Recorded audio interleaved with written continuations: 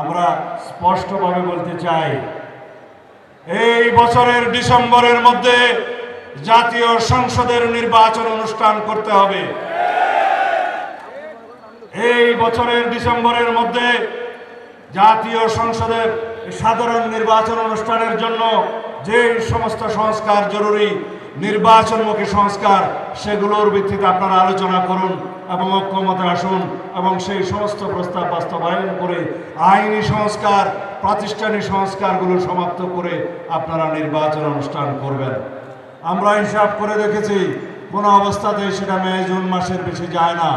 আমরা নির্বাচন কমিশনের সাথে আলাপ করেছি, সমস্ত আইনি এবং অন্যান্য দিক আমরা পর্যালোচনা করে দেখেছি, কোনো অবস্থাতেই মে জুনের বেশি সময় লাগে না পূর্ণাঙ্গভাবে প্রস্তুতি নেওয়ার জন্য।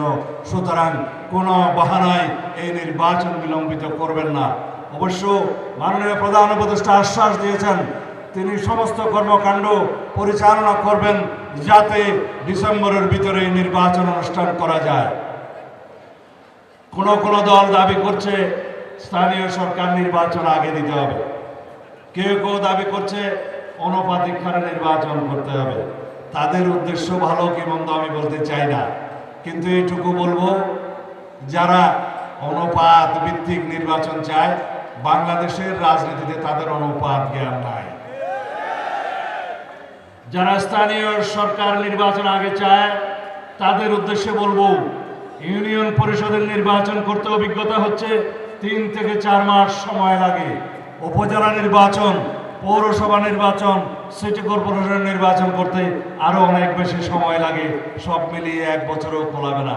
আপনারা যদি চান সেই 1 বছর বেশি সময় নিয়ে জাতীয় সংসদের নির্বাচন তারও বেশি পরে নিয়ে করবেন, তাহলে আমি বলবো আপনাদেরকে বলতে হবে সেই বিলম্বিত নির্বাচন প্রক্রিয়ায় যাওয়ার জন্য আপনাদের মতলবটা কি। নির্বাচন কমিশনের ম্যান্ডেট এই অন্তর্বর্তীকালীন সরকারের ম্যান্ডেট সাংবিধানিকভাবে জাতীয় নির্বাচন অনুষ্ঠান করার ম্যান্ডেট। স্থানীয় সরকার নির্বাচনের এখতিয়ার স্থানীয় সরকার মন্ত্রণালয়ের। যদি স্থানীয় সরকার মন্ত্রণালয় অনুরোধ করে নির্বাচন কমিশন তখন সে নির্বাচন পরিচালনা করে। সুতরাং সাংবিধানিক এখতিয়ার, জনগণের চাহিদা, জন আকাঙ্ক্ষা এবং গণতন্ত্রের আকাঙ্ক্ষা, দ্রুত একটি স্থিতিশীল রাজনৈতিক সরকার প্রতিষ্ঠার আকাঙ্ক্ষা হচ্ছে সর্বোচ্চ এবং সর্বাগ্রে।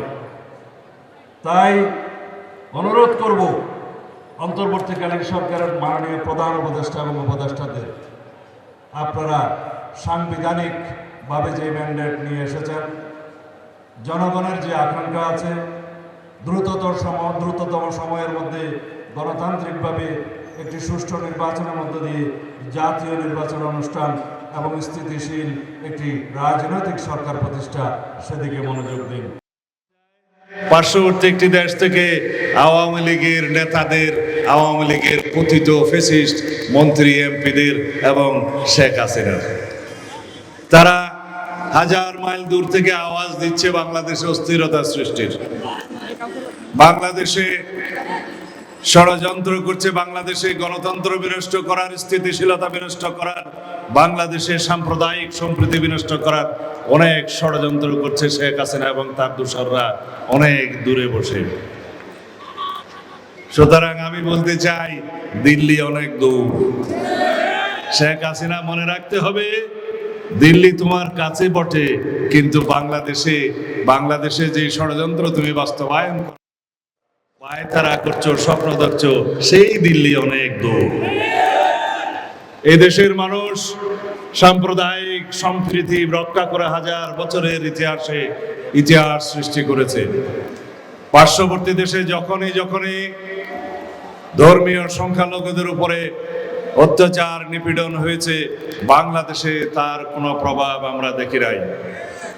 এদেশের মানুষ 1000 বছর থেকে হিন্দু, বৌদ্ধ, খ্রিস্টান, মুসলমান সবাই মিলেমিশে একই সমাজে বসবাস করছে। এখানে কোনোদিন সম্প্রীতি নষ্ট হয় নাই। আমরা ইতিহাস বলতে আওয়ামী লীগের আরো অনেক ইতিহাস বলতে পারি, সময় নাই। আওয়ামী লীগের ইতিহাস হচ্ছে এই দেশে গণতন্ত্র হত্যা করার ইতিহাস। 1975 সালে সাংবিধানিকভাবে গণতন্ত্রকে হত্যা করার ইতিহাস। মাত্র 13 মিনিটের মধ্য দিয়ে 13 মিনিটে পার্লামেন্টে বাকশাল প্রণয়ন করা হলো। শেখ মুজিব রাতারাতি গণতন্ত্রকে ধ্বংস করে নিজে আজীবনের জন্য নিজেকে প্রেসিডেন্ট ডিক্লেয়ার করলেন। এই ইতিহাস বাংলাদেশে আওয়ামী লীগের ইতিহাস, গণতন্ত্রকে কবর রচনা করে এক দলীয় শাসন ব্যবস্থা কায়েমের ইতিহাস। বাংলাদেশে আরো ইতিহাস রচনা করেছে শেখ হাসিনা।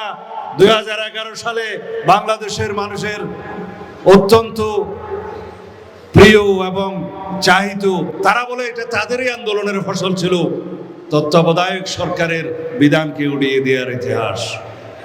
মনোবাসনা ছিল বাংলাদেশে আবার এক দলীয় শাসন ব্যবস্থা, এক দলীয় রাষ্ট্র ব্যবস্থা এবং একনায়কতন্ত্রের ব্যবস্থা পাকাপোক্ত করবেন।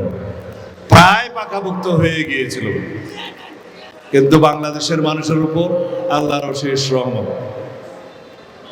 আমরা জানতাম শেখ হাসিনার পতন হবে, আমরা জানতাম এক দলীয় শাসন ব্যবস্থার স্বপ্ন শেখ হাসিনার কখনো পূর্ণ হবে না, কিন্তু আমরা জানতাম না কবে, কিভাবে, কত রক্তপাতের মধ্য দিয়ে এই ফ্যাসিস্ট হাসিনার উৎখাত হবে।